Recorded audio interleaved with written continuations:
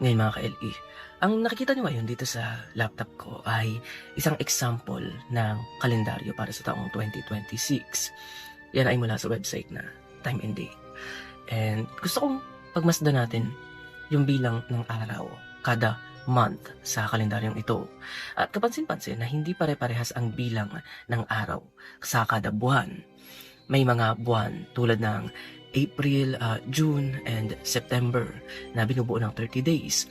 At may mga buwan din na binubuo ng 31 days tulad ng January, March, and May. Ayun, ito yung interesting mga ka-LE. Tingnan niyo yung month ng February. Binubuo siya ng 28 days lamang, pero nadadagdagan siya ng isang araw tuwing pumapasok tayo ng leap year. Ngayon, ang susunod nating leap year ay sa taong 2028. And makikita niyo dyan na nadagdagan siya ng isang araw. So, sa discussion natin ito mga ka-LE, tandaan nyo yung konsepto ng leap year dahil pag-uusapan natin yung maya-maya lamang at ipapaliwanag ko kung bakit yan nangyayari.